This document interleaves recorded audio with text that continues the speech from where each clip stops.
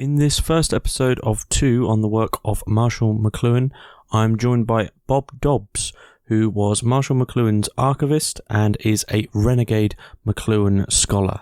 In this first part on the work of McLuhan, we discuss his Menippean satire, what is meant by the medium is the message, the electric age, and more. I'd like to say a big thank you to all my paid patrons and subscribers for making all of this work possible. And if you would like to support the podcast and keep it going indefinitely, then please find links in the description below alongside links for our community. Enjoy. So, Bob Dobbs, thanks very much for joining us on Hermetics podcast for this episode on McLuhan. So thanks very much for being here.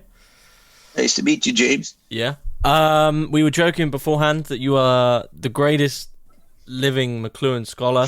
So I'm sort of, I'm privileged. I'm honored to be with the greatest there ever has been and ever will be to talk about. And actually, it was like you were saying, you're certainly up there, but it's really difficult for me to find.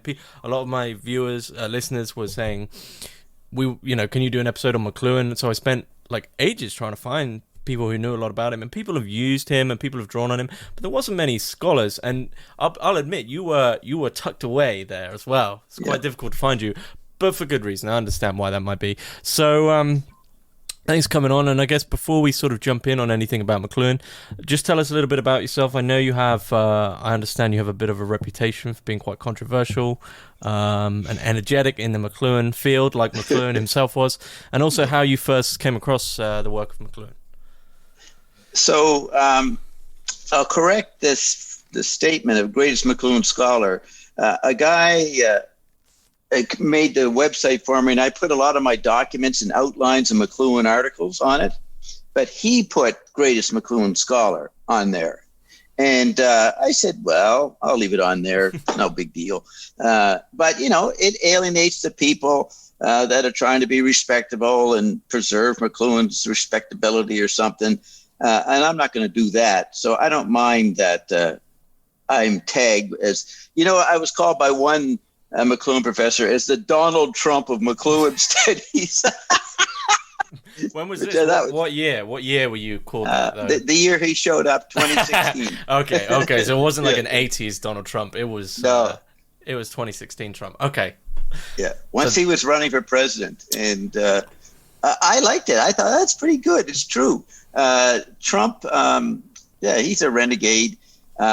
I'm a renegade in certain situations with certain people, but I'm very responsible. So right now, what I really advocate, and I'll give you the link, is a dialogue with the person I consider the present greatest McLuhan scholar, Cameron McEwen.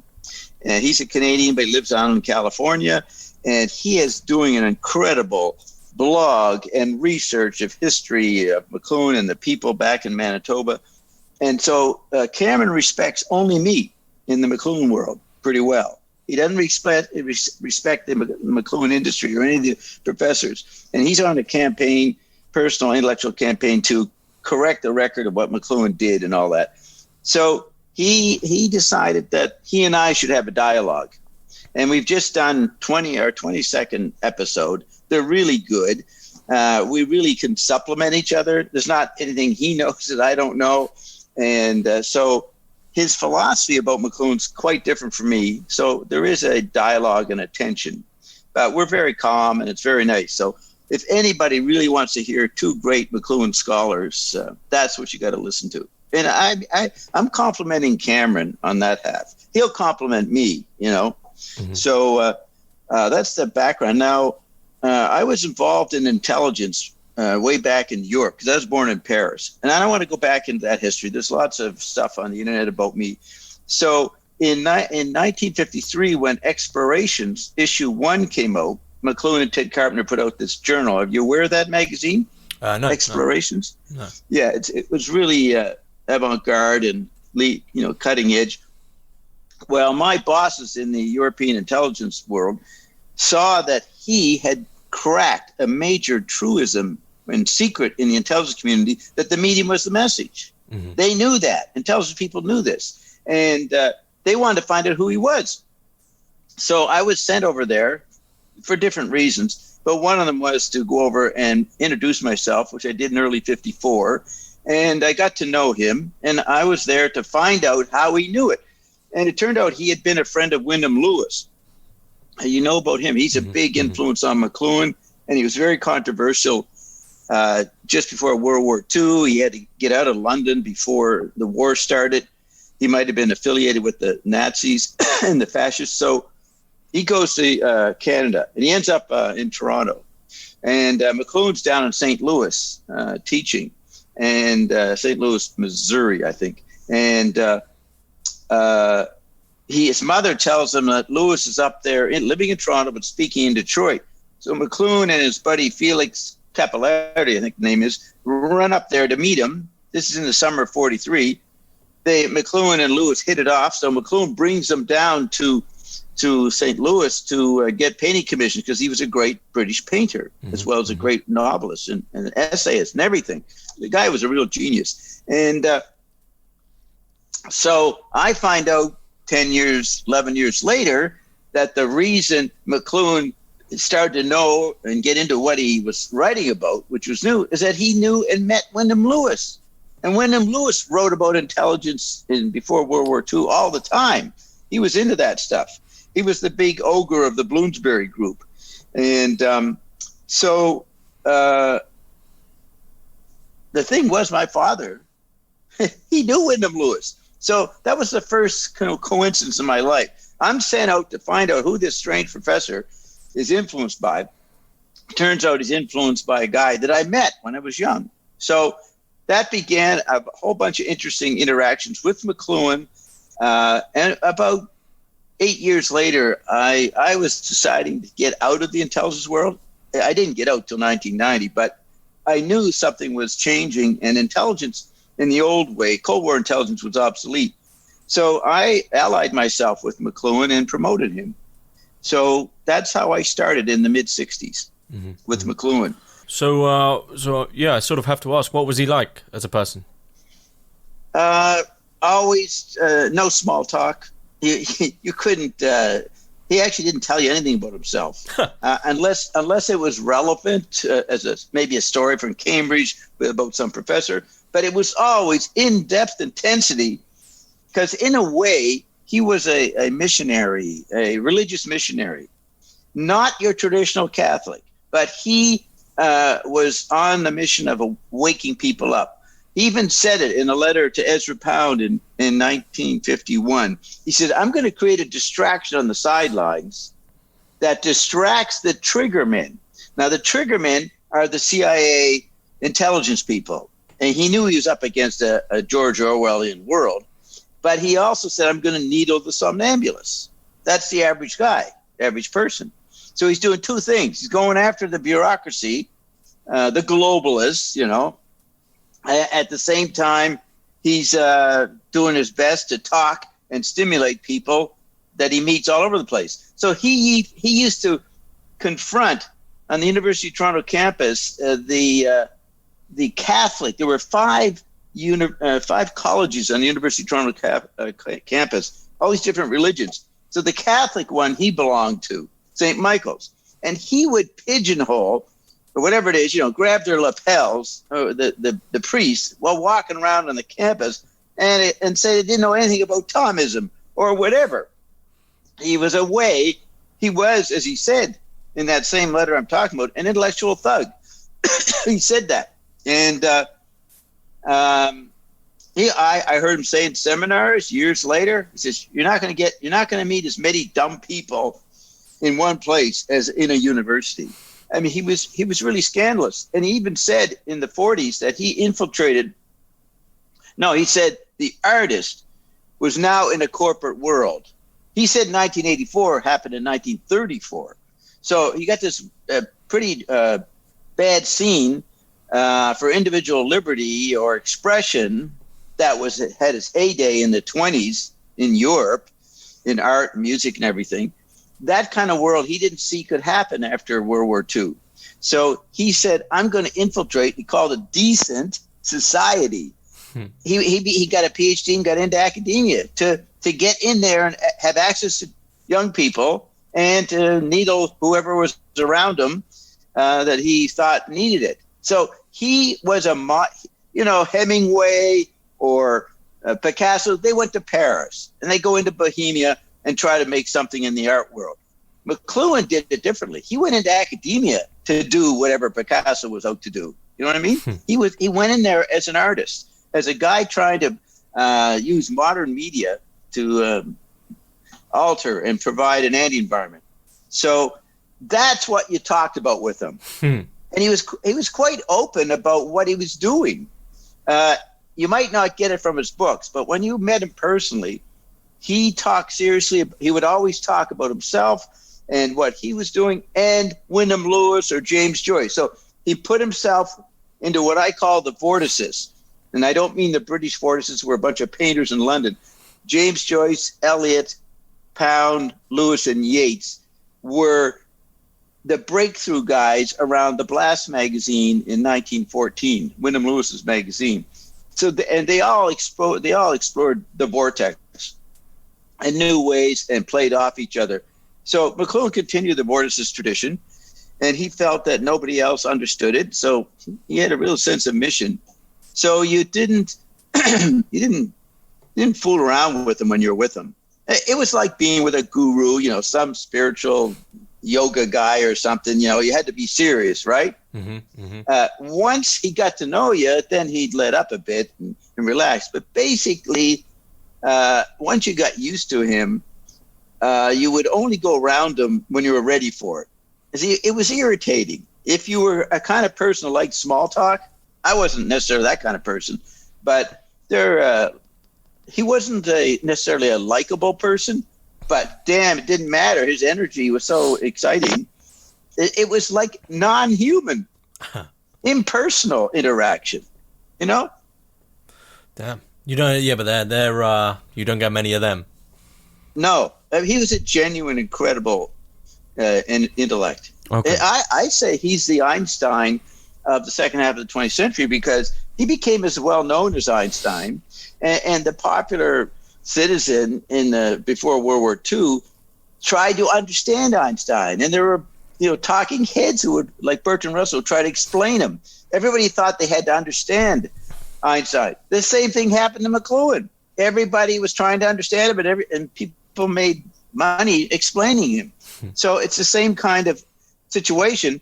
And Einstein was a thinker of physical reality, and McLuhan was a thinker of the new virtual reality of mass media.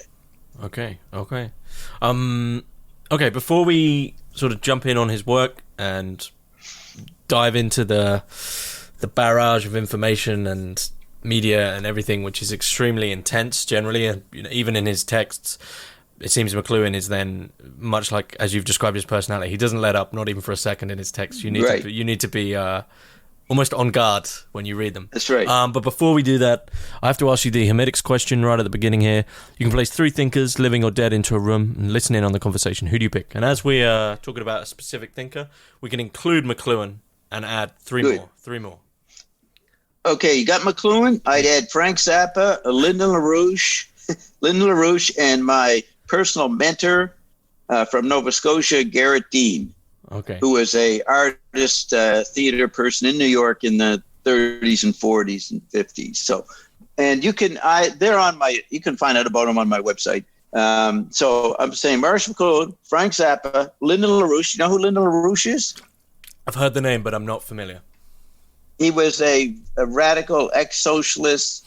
They thought he was right-wing, but he wasn't. He was a thinker of politics, and he ran for president every 4 years since 1976. So he's a very controversial person. You can look him up. L.A., capital R-O-U-C-H-E, Lyndon LaRouche Jr. So you got McLuhan, LaRouche, Zappa, and Garrett Dean. Okay. That's who I want to. And let me tell you something. I have talked to them, not LaRouche, but it was about LaRouche and his physics. Through a medium, I've made forums. I've had McLuhan, Zappa, and Garrett Dean together talking. Okay, I mean, I've done it. I like Zappa's work, musical work. I don't know, that sounds too formal for Zappa. I like what he does musically. There you go. I'll say that. Yeah. And I've seen a couple of interviews with him. and I don't know his history too much, so it doesn't surprise me now to see from the few interviews I've seen that he was interested in McLuhan. So how did that come about? Was he studying under McLuhan, or was he just in the scene? Well, a pattern I noticed is a lot of the great artists of the 60s came out of advertising. Andy Warhol, probably some British guy like David Hockney, though I'm not sure. One of those big artists you have over there in the pop art era. And Zappa was in advertising as a young person. So advertising taught people actually what the modern art form was, according to McLuhan. So now I'm going into Zappa? Your question was... Bring it out. Okay, well, yeah, so you said you had Zappa in a forum. Oh, yeah, how did Zappa get into McLuhan? How did Zappa get into... So through advertising, he knew a lot about stuff, and I don't know if he ever knew about McLuhan.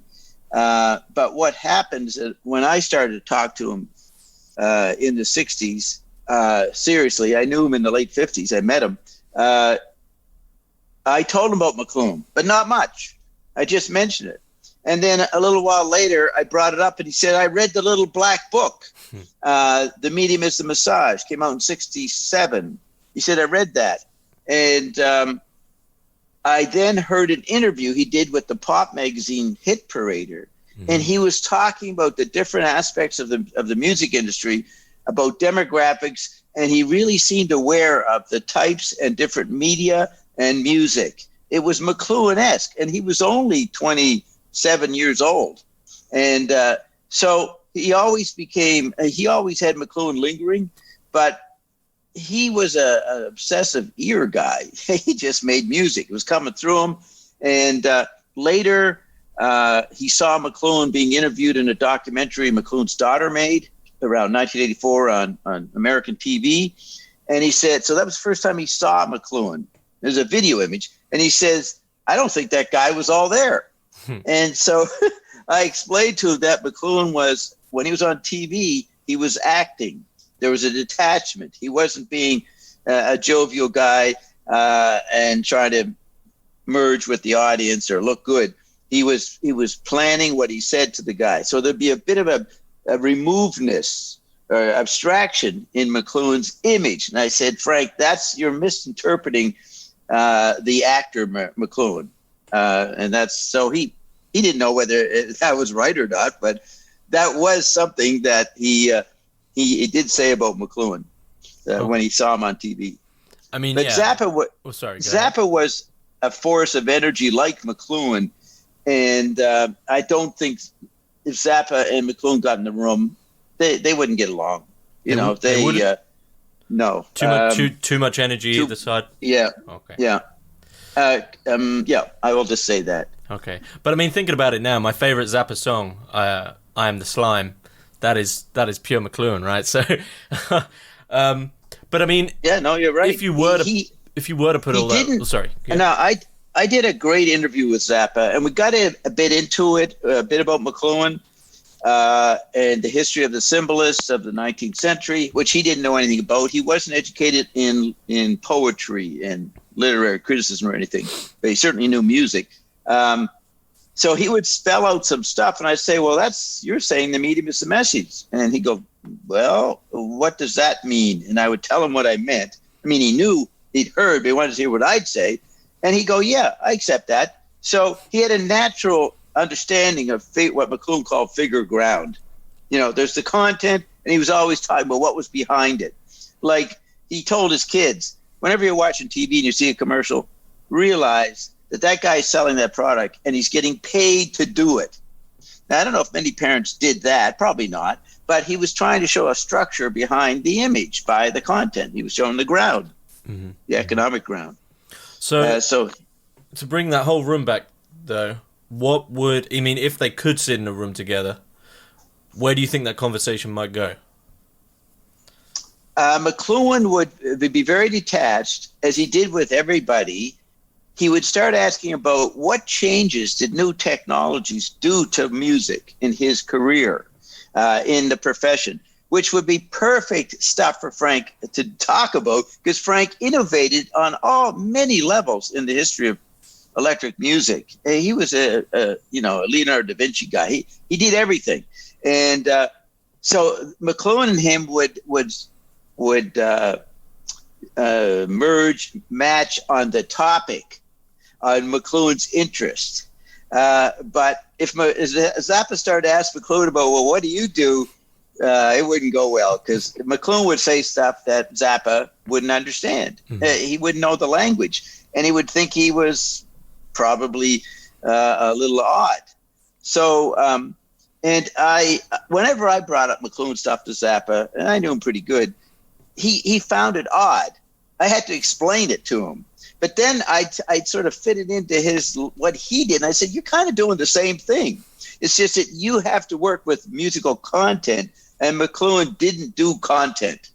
Didn't matter what the music content was. He was looking at the environmental situation that made people make that kind of music, which Zappa would say, well, what's the point of doing that? Why don't you just play music and enjoy it, So I could go on for a long time on these topics, so okay. I'll stop it. Okay, we'll move into what you've mentioned a couple of times, which is anyone who might not even know McLuhan will have likely heard what you've already said, that the medium is the message. That comes from McLuhan, and in the 64-63 book is changed to the medium is the massage, which was actually I believe it was a typographical error, which McLuhan then saw and said, keep it, I love it.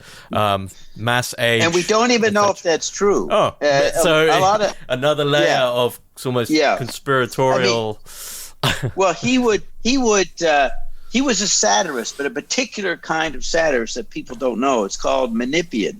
It's named after a Greek of 200 BC, Menippus. And he was outrageous because he would mix poetry with prose. You didn't do that back then. They were just beginning to be writers, and so they're really picky about how you did it. And so he would mix media.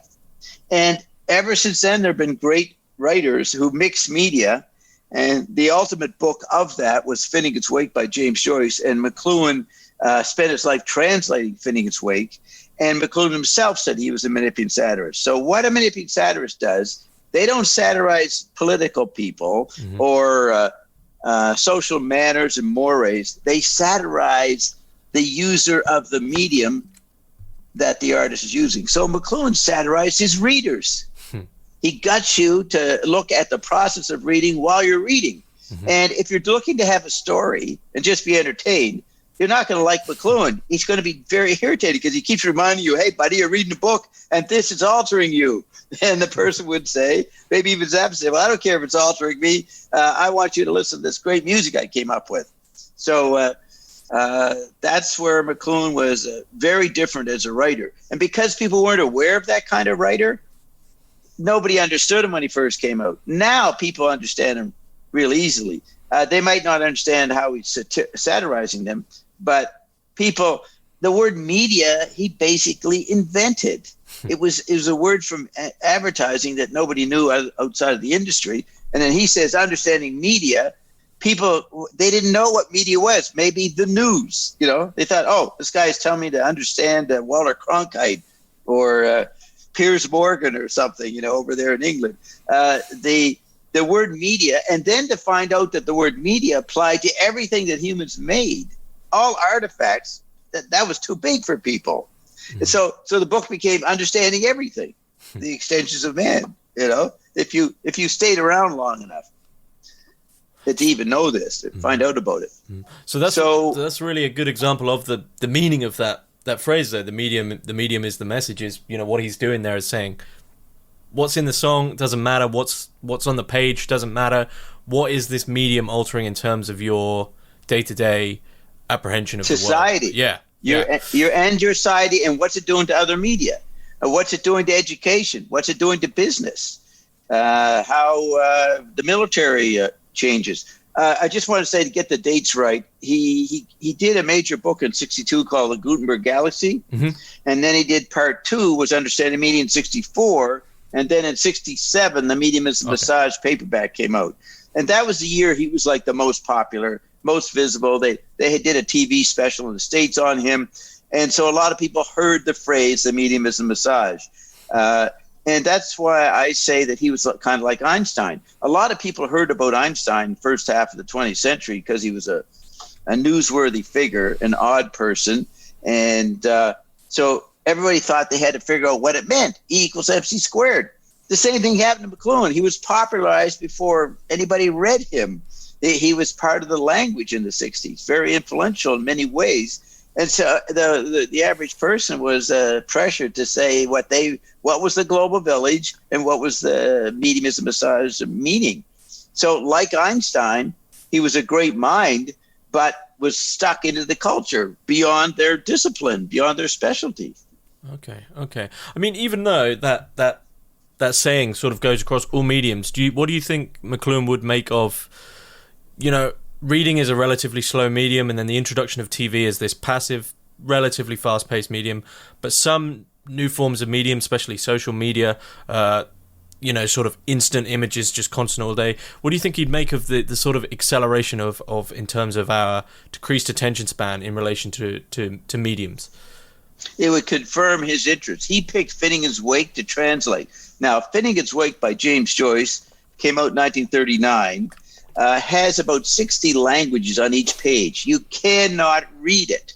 It's not a book to be read, but you can look at forms of communication that are referred to in the book. I call your attention to page 52, where he has this phrase, television kills telephony and brothers broil.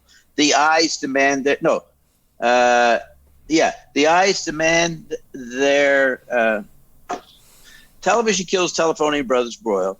The eyes demand their turn, let them be seen. And there might have been another phrase in there. So how do you get the eyes to be seen if telephone and oral electric media are swamping books, and it's not a dominant medium for people if they're living telephones all day long? And then television comes in and alters telephones. The book, the eye, gets lost. So the eyes demand their turn, let them be seen. So McLuhan took those words, television, and talked about them as environments. And the whole media study is how you talk about Finnegan's Wake. In other words, the content ain't as important as the message and massage of Finnegan's Wake, which is a collage. And the simplest way to understand it is that James Joyce was going up and down the shortwave radio in Paris in his apartment in the 20s. And he said, wow, I can hear, Dublin. I hear Germany, I can hear all these different places. And I vowed never to go back to Dublin. I can listen to them all day long and be there, so to speak. And so he wanted to figure out what that meant for art, what it meant to be a communicator. And so he took on the New Electric World, and McLuhan picked that up from Joyce. And so he proceeded to translate Finnegan's Wake. And if you look at Finnegan's Wake today, it looks exactly like our texting world. Mm-hmm. It's a collage of conversation and back and forth all through the whole book. It's like if you took all your emails and texts out of your phone and dumped them on the desk, they'd be scrambled there if they were in that form of matter. That's a page of Finnegan's Wake. So McLuhan picked the right book that was the most prophetic about where we are today. So that was a lucky thing that he did to find that book. So in terms of that sort of, as you say, with text messaging and the example of Finnegan's Wake, just these small bits just constantly coming in, almost like an increased fragmentation. For McLuhan, could that ever reach a certain extent of fragmentation where we just wouldn't even be able to apprehend anymore? Everything's so utterly dispersed, we can't even approach it. And what happens to man then? Well, you could take Rupert Sheldrake, Terence McKenna, all kinds of different thinkers. They're all tackling the same problem McLuhan got to first, at least in public. Mm-hmm. And so you can see Terence McKenna, I don't know if you know about him, but he said endless novelty will lead to a 2012 collective epiphany, and we blip into some level. And that may have happened, but we don't know. It's hard to know it. So you go back to McLuhan, and he was touching on all these different inspired ideas that showed up later.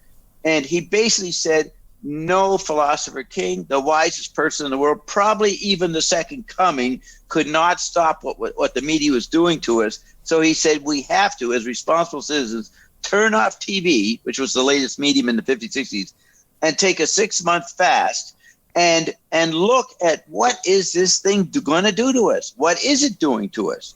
Of course, the society wouldn't do that. They didn't. So he was forced to pray a lot. He went to mass every day because he knew the chaos factor was really bad. Anything could trigger off anything.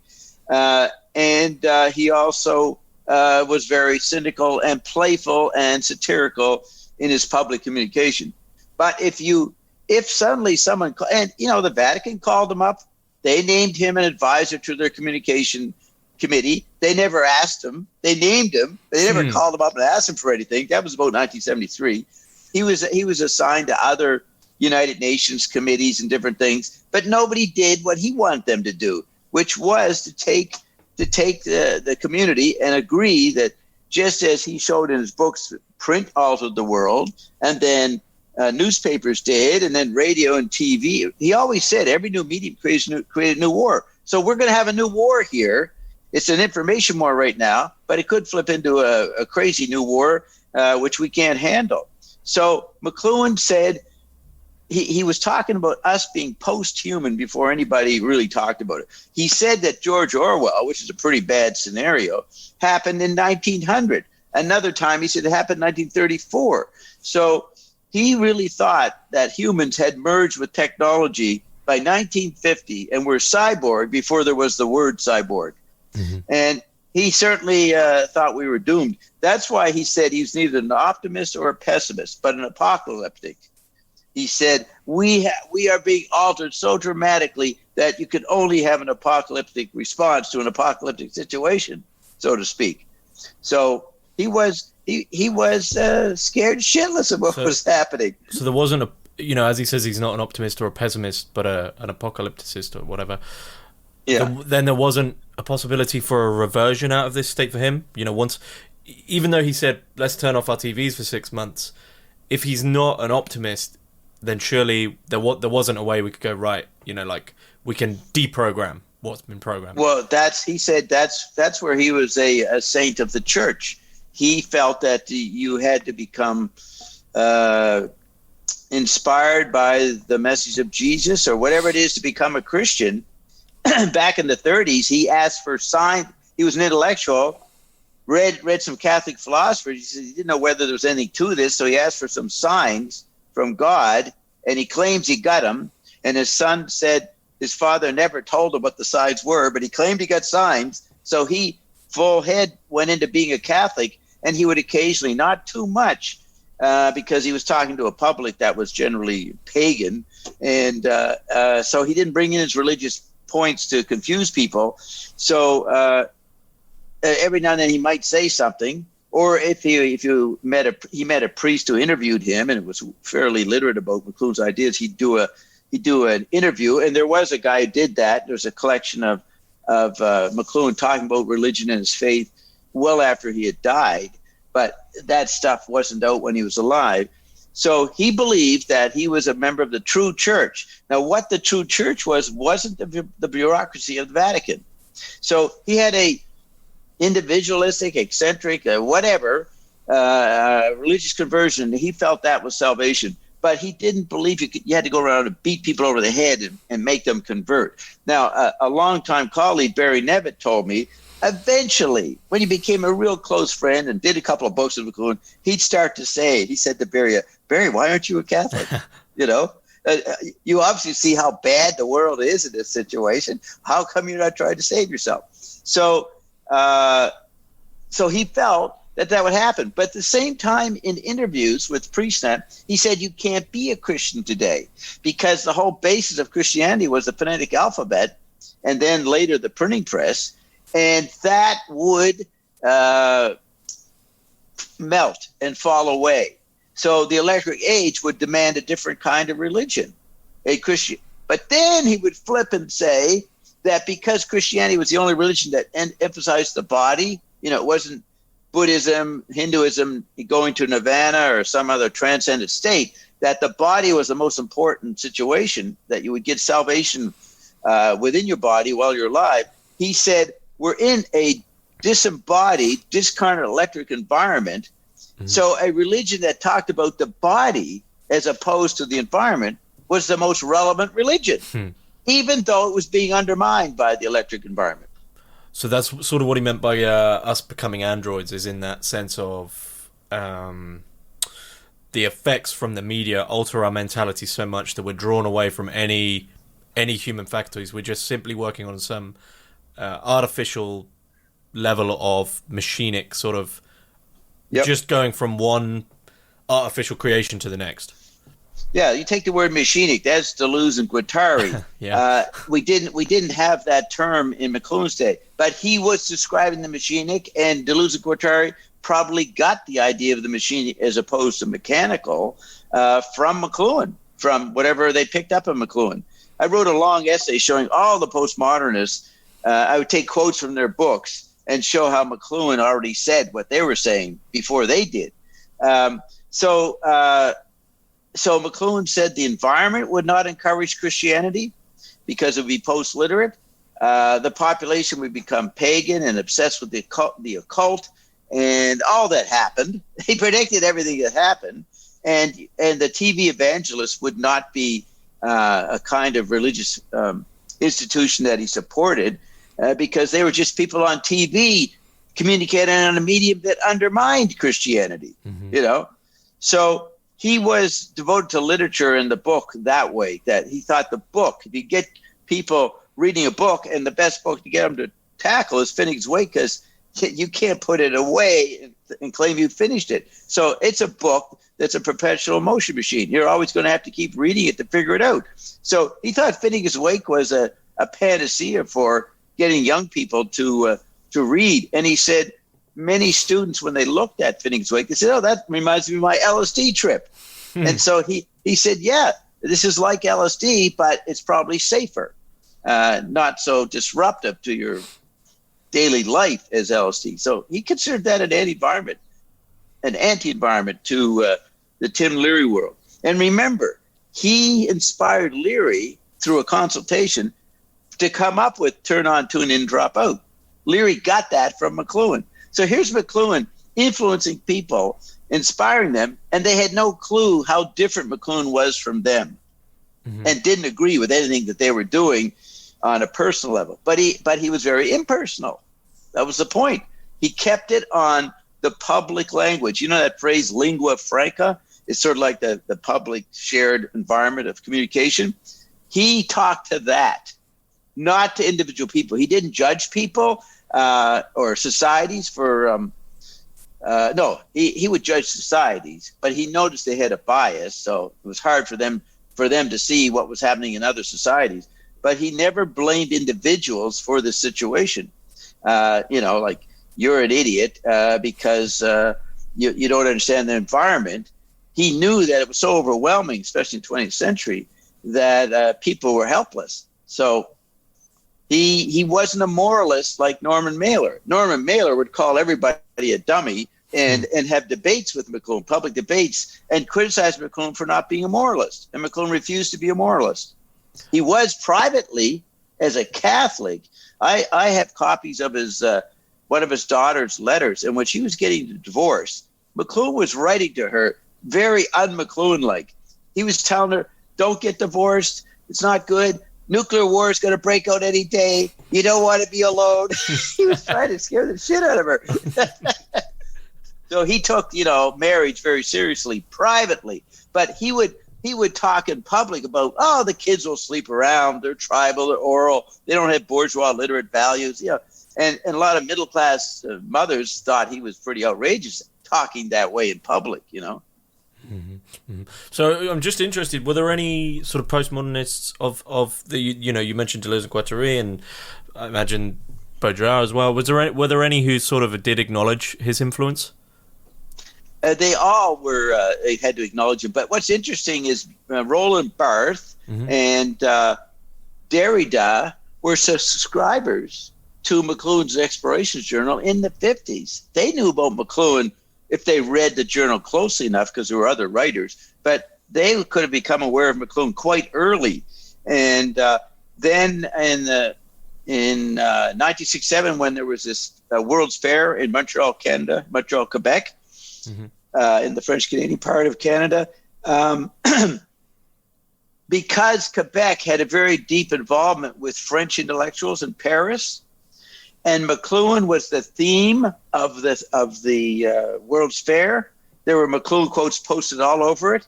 And McLuhan's book, 1967, Meeting Massage, was out. McLuhan was in the air. And Ulysses was translated that year into French. So Derrida and these people who were interested in Joyce, they started to read Ulysses, and they're looking around for commentary and some English writers. And so McLuhan was in the air, in the media, quoting Joyce. So they all became aware of McLuhan in that year. And Baudrillard started writing about McLuhan right away, 67, 68. And Virilio met McLuhan a few years later, Deleuze and Guattari. Now, Derrida, I don't know if Deleuze and Guattari mentioned McLuhan, but the way they talk about stuff, it seems McLuhan as at least Deleuze's influence. I imagine in Capitalism and Schizophrenia, I imagine you could probably find some reference. There's so much reference in that book. I'd have thought so. All right. So Derrida in 1971 did a talk in North America someplace, and he specifically attacked McLuhan, who said that orality happened before writing.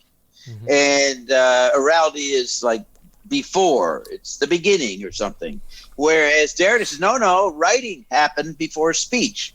But then it became a Menippean. McLuhan called Derrida. He read Derrida. He said Derrida is a Menippean satirist of academia. But what does Derrida mean by text and writing and all that stuff? He had some peculiar ideas about it. Probably writing as a medium, but he said writing was there before speech. So he took the exact opposite line on media studies from McLuhan. And probably did it on purpose because you can't do McLuhan. McLuhan locked that down, so you had to be contrarian. Okay. And that is said in 1971 in a public lecture. He criticized McLuhan for those very reasons. Okay, so in this sort of chaos that McLuhan has brought out from society, from the 1900 or 1934 arrival of in quotation marks, media, whatever that encompasses, which is electric media, which is an ever-growing thing and expanding and accelerating thing. Was his concern to that there was something that this was covering up, that there was something this was ruining or disrupting? Oh, yeah. So what was it? Was that truth? Was that the human, or was it something else? And did he eventually just sort of seek to analyze the problem, or was he still always trying to seek answers to a question? What is the problem here from McLuhan? He did have an answer, and when he got interviewed in Playboy magazine, it came out in March 69, but it was probably done in 68. As an intellectual in America, you got to have a solution. You can't just be a complainer, so you got to have a ready-made solution. So his ready-made solution was, we would take the computer and sort of take a position in the United Nations and take in data from all over the world about what was happening to society. So you'd be a news agency, but you'd be looking at, Venezuela is having lots of riots.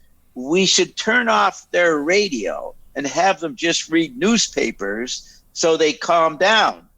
All right? And so you would have to study the sensory bias of each population, and then what the different media did to them. And as new media came in or older media were obsolete, you would study these things. And he made models and tried to do it. It didn't work, but he sounded pretty articulate. He said, if we can manage economies, we don't say that freedom of economic trade, and everybody just do whatever they want, the libertarian view. We accept the programming through the Federal Reserve and central banks of the economy and different wage and price controls and this and that. If we accept that in the economy, which he said was visual space and a product of writing and the printing press, the dollar was visual, then we should accept the management of newer environments that go around money and cause inflation and cause depressions. So let's modulate these large environments and don't consider them a threat to our individual freedom. Accept the management of these. And Wyndham Lewis wrote a book in 1926 called The Art of Being Ruled. And McLuhan said that was as important a document as Machiavelli 400 years earlier. Machiavelli was a big influence, but the 20th century was different. And so Lewis came up with a new way to be a citizen and how to manage society. And it said the art of being ruled. Not many people want to consider themselves being ruled. But anyways, the impersonal management of society was required by media. And McLuhan presented a very technical, computer-programmed solution, which no one took seriously. So he almost wanted to use media against itself. Yeah, oh yeah. That's where he came up with the phrase media ecology. He said, people are having media clash with their particular qualities and cancel each other out. If we stop TV for a while, then we could really use movies or radio and understand the medium and see what it's doing to us and how it's affecting older media like speech and print. So you would save print by turning off the electric media a little bit. And then he didn't think print was a perfect effect.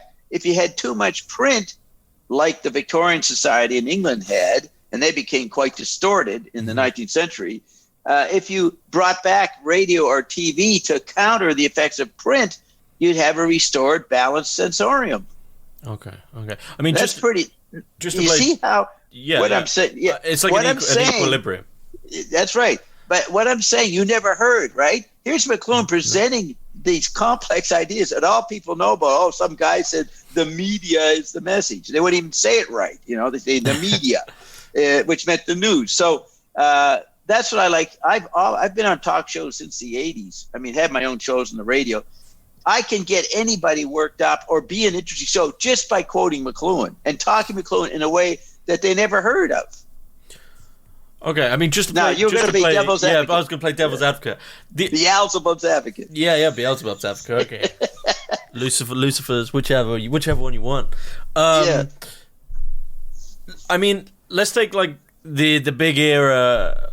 Let's take Zappa. Let's go back to Zappa's era of TV. Right, TV was the thing, right? You're sitting too close, it'll melt your brain, or your brain will come out your ears. I remember those old warnings. And everyone was absolutely enamored and just reverential of TV. That was the medium of that time. Yeah. If we applied McLuhan's idea to that decade and just turned off all the TV because there's too much stimulation, we need to revert back. What's to stop the population just revolting because they've become so. They did. Like, the equivalent now of saying, right, we're going to do an EMP and it destroys every smartphone, right? Surely Let me tell you, I have an answer. I'll just say one more thing, though. The medium would have changed our psyches so much that doing so would almost be like an era of mourning, as like a death. Yeah.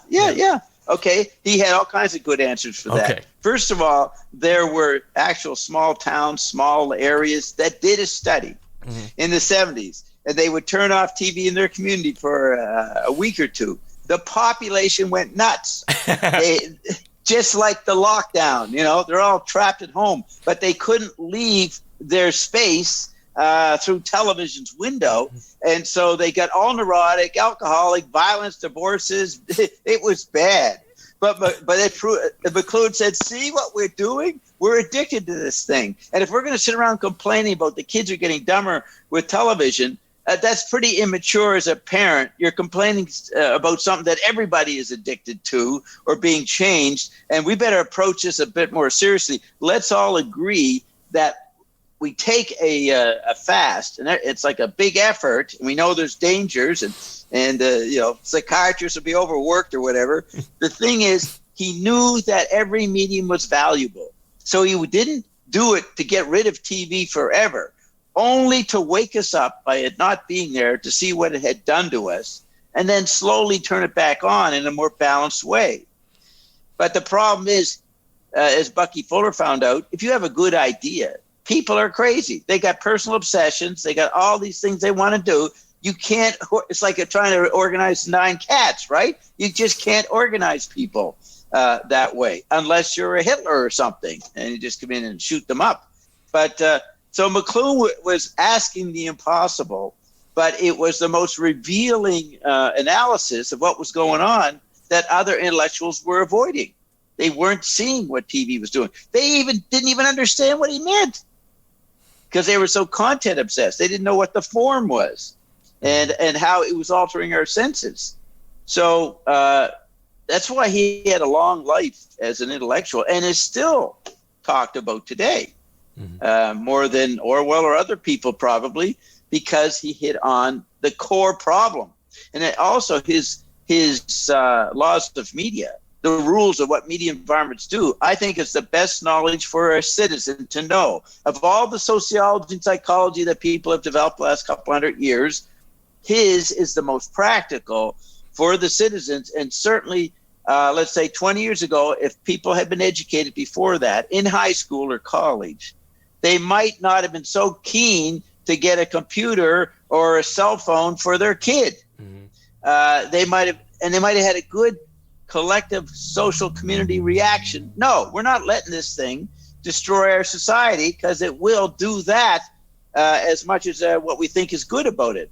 And because nobody, and I'd say that is the most practical response to political responsibility, citizens' responsibilities, beside, more important than whether you're a capitalist, communist, Republican, or a libertarian, or these old categories that we all know don't apply to really what's going on, which is a media society.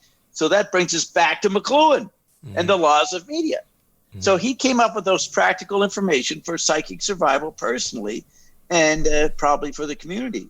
Okay. I mean, I have a big question here. Let's say we go back way before the electric process, back to when the average person would have a little plot of land. They would probably farm for the next 5 generations, not seeing more than 500 people in their life. And from history, we know there was a bit of misery. There were probably diseases, blah, blah, blah. But these people were perfectly content. They were perfectly happy because that was their lot in life.